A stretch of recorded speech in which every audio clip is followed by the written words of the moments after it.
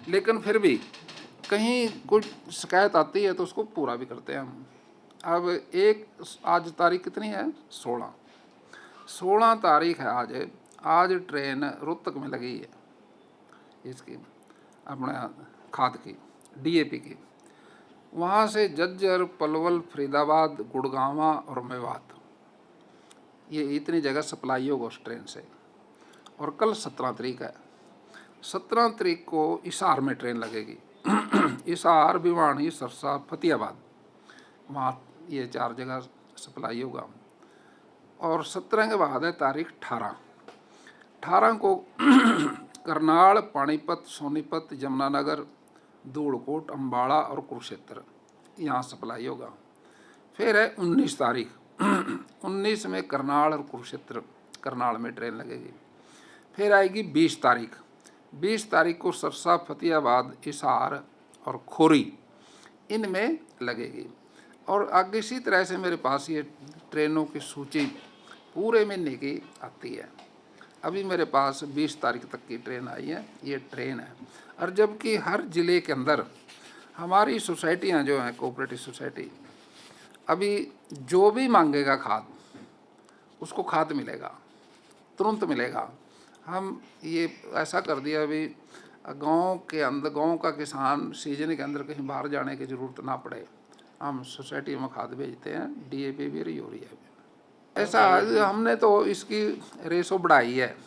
पहले 40% जाता था सोसाइटियों में और 60% जाता था ये मतलब प्राइवेट दुकानों में, क्योंकि ये एजेंसियां भी प्राइवेट है, प्राइवेट अपना भी बिजनेस करती हैं ये, लेकिन सरकार के अधीन ही रहती हैं, सरकार के जैसे फॉलो करते हैं वो सरकार के नियमों को।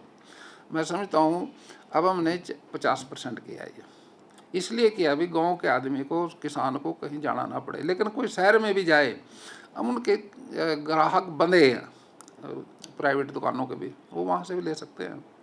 लेकिन सोसाइटी से जो लेगा, वो खाद का जो पैसा है उसने 6 महीने में बिना ब्याज के उतना ही जितना लिया उतना वापस कर देगा, उस पर कोई इंटरेस्ट नहीं। अरे भाई, जो कोई आड़ती से लेगा, कोई प्राइवेट दुकान से लेगा, वो अपने तरीके से लेगा। नहीं, काला बाजारी पे तो सख्त नज़र है सरकार की। काला बाजारी तो होने नहीं देते, किसी किस्म की काला बाजारी नहीं होने देते। लेकिन काला बाजारी का प्रचार रहता है, लेकिन सरकार सख्त है इस पर।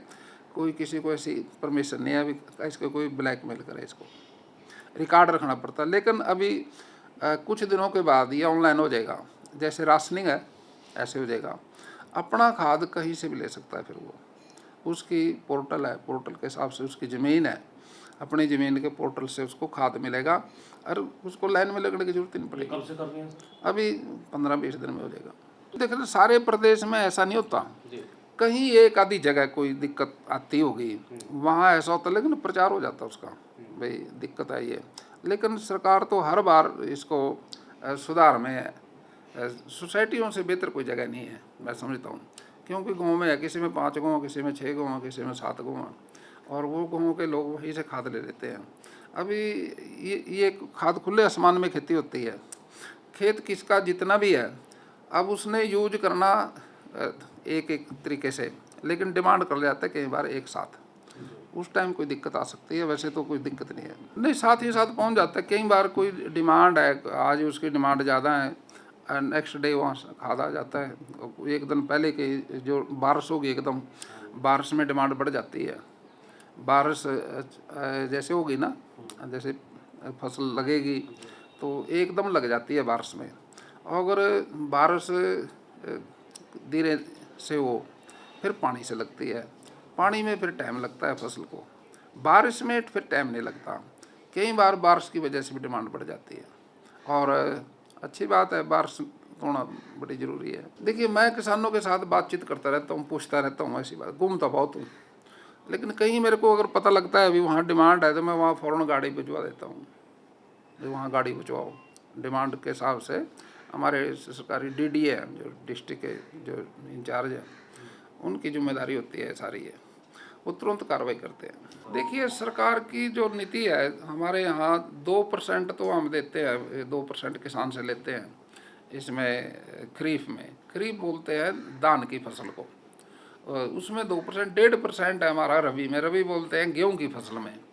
किसान को बहुत थोड़ा पैसा देना पड़ता है उसका बीमे का, प्रधानमंत्री फसल बीमा योजना से, और बाकी सारा प्रदेश की केंद्र की सरकार सहन करती है। वो किसान को नुकसान ना हो, सरकार की ये योजना होती है। कहीं किसी की नाराज़गी अगर आती है तो सुनवाई होती है उसकी। अगर कोई इस तरीके में कोई अगर कोई कमी छोड़ता है, उस पर सरकार सख्त कार्रवाई भी करती है, सख्ती से उसको पालन कराएगी कानून को।